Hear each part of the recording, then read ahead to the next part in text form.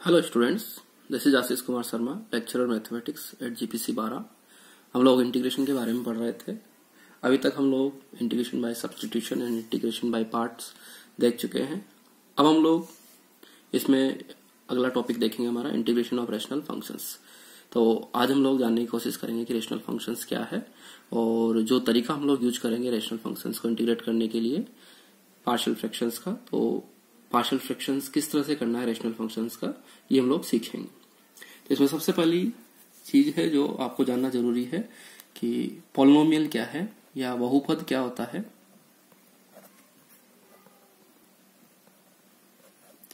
तो बहुपद यहाँ पे जनरली हम लोग वन वेरिएबल में पॉलिनोमियल देखेंगे या एक चर के बहुपद देखेंगे। आप लोग इस तरह के एक्सप्रेशंस देख चुके हैं आपके अलजेब्रा की बुक में, 3x+2 या x² + 2x + 1 या x³ + 3x² + 2x + 3।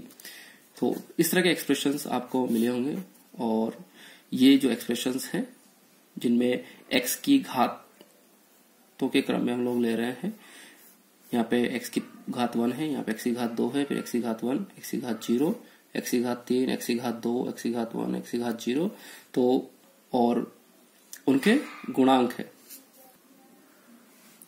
तो अब हम लोग देखते हैं कि इसका जनरल फॉर्म क्या है। एक पॉलिनोमियल जिसकी घात n हो, घात क्या होती है, x की सबसे बड़ी घात को ही हम लोग पॉलिनोमियल की घात कहते हैं या डिग्री ऑफ पॉलिनोमियल कहलाता है। जैसे यहाँ पे x की सबसे बड़ी घात 1 है, यहाँ पे x की सबसे बड़ी घात 2 है, यहाँ पे x की सबसे बड़ी घात 3 है। तो ये एक घात का पॉलिनोमियल है, बहुपद है। ये 2 घात का बहुपद है, ये 3 घात का बहुपद है। हम लोग जनरल फॉर्म लिखते हैं पॉलिनोमियल की, a polynomial in x of degree n is an expression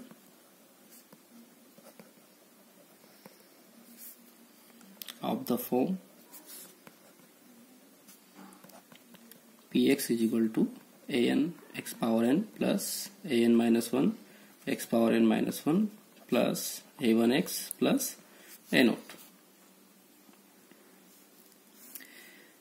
where n is a non-negative integer and a1, a0, a1, an are constants and an is not equal to 0। तो एक बहुपद जो है n घात का एक बहुपद इस तरह से लिखा जाता है जहां पे x की सबसे बड़ी घात n है और ये n जो है इसके लिए कंडीशन है कि नॉन नेगेटिव इंटीजर होना चाहिए, अऋणात्मक पूर्णांक होना चाहिए। ये 0, 1, 2, 3, 4 और इस तरह से नेचुरल नंबर्स में से कुछ भी हो सकता है, परंतु नेगेटिव पावर्स नहीं होनी चाहिए, कोई रेशनल वैल्यूज नहीं होनी चाहिए, यहाँ पे फ्रैक्शंस नहीं आने चाहिए इसकी घात में। तो जो इस तरह का एक्सप्रेशन हमें मिलेगा उसको हम लोग बोलेंगे बहुपद है। तो x में जो बहुपद है n घात का, उसको इस तरह से लिखा जाता है जहां पे n नॉन नेगेटिव इंटीजर होना चाहिए और जो x के जो मल्टीपल में लिखे हुए हैं ये कांस्टेंट्स रहते हैं, इनको हम लोग बोलेंगे कोएफिशिएंट्स, गुणांक, x के गुणांक। जो पहली टर्म है जो सबसे बड़ी घात के साथ वाली टर्म है उसको हम लोग बोलते हैं लीडिंग टर्म, और जो कांस्टेंट पद आता है लास्ट में, अचर पद, उसको हम लोग बोलते हैं कांस्टेंट टर्म या अचर पद। और जो पहला टर्म है जिसमें सबसे बड़ी घात है इसकी, उसको हम लोग बोलते हैं लीडिंग टर्म। कुछ एग्जांपल्स हम लोग जैसे यहाँ पे देख चुके हैं। ये एक पॉलिनोमियल है जिसकी सबसे बड़ी घात 1 है x की, और इसको हम लोग बोलते हैं, चूंकि x की सबसे बड़ी घात 1 है, इसको बोलते हैं हम लोग लीनियर पॉलिनोमियल। x की यहाँ पे सबसे बड़ी घात 2 है, इसको हम लोग बोलेंगे क्वाड्रेटिक पॉलिनोमियल, और ये क्यूबिक पॉलिनोमियल। जनरल फॉर्म्स आपने देखी होंगी, ax प्लस b टाइप के पॉलिनोमियल या ax² plus bx plus c type के पॉलिनोमियल या ax³ plus bx² plus cx plus d type के पॉलिनोमियल। ओके, तो ये लीनियर है, ये क्वाड्रेटिक है, ये क्यूबिक है। इसी तरह से अगर x की घात 0 है उसमें, तो आप उसको कांस्टेंट पॉलिनोमियल बोलेंगे। जैसे कि सपोज यहाँ पे x की ये पॉलिनोमियल विद डिग्री 0 है, ये पॉलिनोमियल विद डिग्री 1 है, ये पॉलिनोमियल विद डिग्री 2 है, ये पॉलिनोमियल विद डिग्री 3 है। अब पॉलिनोमियल को समझने के बाद हम लोग समझते हैं रेशनल फंक्शंस को कि रेशनल फंक्शंस क्या है, इनको फ्रैक्शंस भी बोला जाता है, हिंदी में हम लोग इसको बोलेंगे परिमेय फलन। तो एक परिमेय फलन क्या होता है, अगर कोई फलन दो पॉलिनोमियल्स के फ्रैक्शन के रूप में लिखा जाए तो हम उस जो फंक्शन जो हमने डिफाइन किया है F X, capital F X, उसको हम लोग बोलते हैं rational functions. Okay, where F X and G X are polynomials. F X और जी एक्स यहाँ पे क्या है, बहुपद है, तो दो बहुपदों का डिवीजन जो है वो आपको रेशनल फंक्शंस देता है।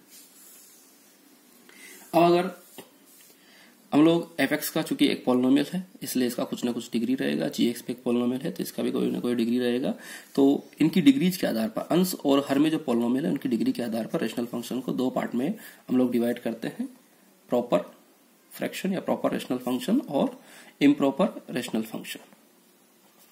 तो प्रॉपर रेशनल फंक्शंस के लिए क्या होगा, डिग्री ऑफ एफ एक्स जो है that is less than degree of G X होना चाहिए, अर्थात अंश में जो बहुपद है उसकी डिग्री, उसकी घात हर के बहुपद की घात से कम होनी चाहिए। तो ऐसे पॉलिनोमियल को लोग बोलेंगे प्रॉपर रेशनल फंक्शंस या प्रॉपर फ्रैक्शंस इनको बोलेंगे।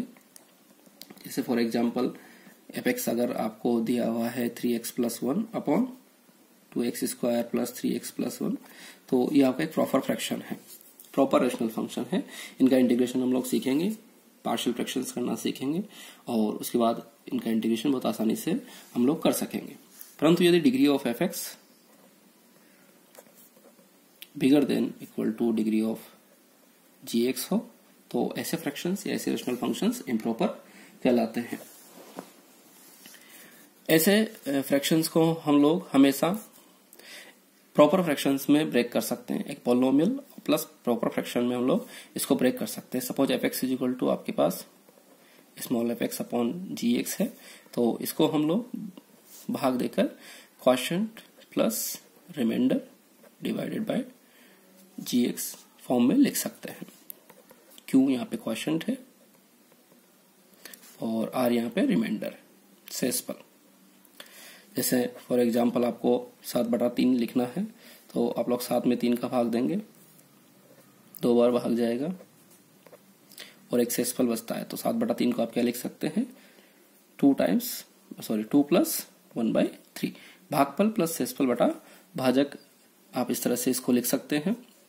इसी तरह से जो पॉलिनोमियल, जो इम्प्रॉपर पॉलिनोमियल्स, जो इम्प्रॉपर फ्रैक्शंस आपको मिल रहे हैं उनको भी हम लोग भागफल प्लस शेषफल बटा भाजक के फॉर्म में लिख सकते हैं। यहाँ पे चूंकि जो शेषफल है उसका डिग्री हमेशा भाजक के डिग्री से कम होगा, शेषफल का घात भाजक के घात से कम होगा, तो ये जो फ्रैक्शंस आपको मिलेंगे ये प्रॉपर फ्रैक्शन होंगे और इनका फिर हम लोग पार्शियल फ्रैक्शन कर सकेंगे। तो एक एग्जांपल हम लोग लेते हैं और उसकी सहायता से हम लोग समझते हैं कि कैसे हम लोग इसको इस फॉर्म में कन्वर्ट कर सकते हैं। जैसे सपोज एक इम्प्रॉपर फ्रैक्शन आपको दिया हुआ है F X is equal to x³ by x + 2। अब चूंकि यहाँ पे अंश की घात 3 है और हर की घात 1 है, तो ये इम्प्रॉपर फ्रैक्शन की कैटेगरी में आएगा। Degree of F X is bigger than equal to degree of G X है।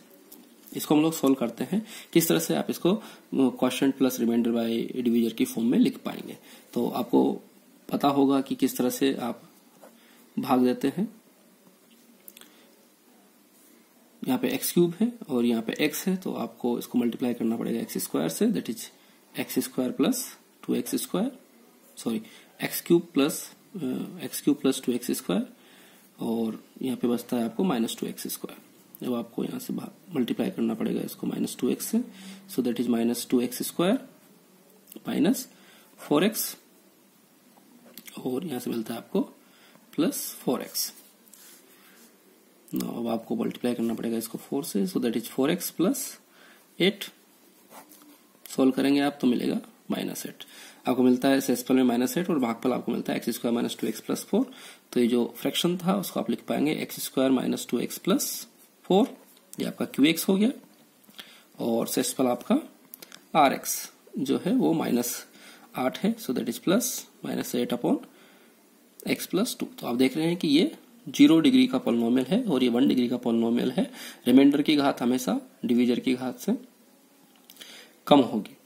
ओके, तो ये प्रॉपर फ्रैक्शन हो गया। Rx का जो घात है वो Gx की घात से कम है। इस तरह से हम लोग किसी भी रेशनल फंक्शन जो कि इम्प्रॉपर है उसको भागफल प्लस शेषफल बटा भाजक की फॉर्म में लिख पाएंगे। अभी जो भागफल है इसको आप आसानी से इंटीग्रेट कर सकते हैं, और यहाँ जो प्रॉपर फ्रैक्शन आपको मिल गया है उसका हम लोग, हालांकि इस केस में तो ये आसानी से इंटीग्रेट हो जाएगा, और अगर यहाँ पे कुछ और भी डिफिकल्ट टाइप फंक्शन होता तो हम लोग उसको आराम से पार्शियल फ्रैक्शंस में कन्वर्ट करके आसानी से इंटीग्रेट कर सकेंगे। पार्शियल फ्रैक्शंस हम लोग अगले लेक्चर में देखेंगे। धन्यवाद।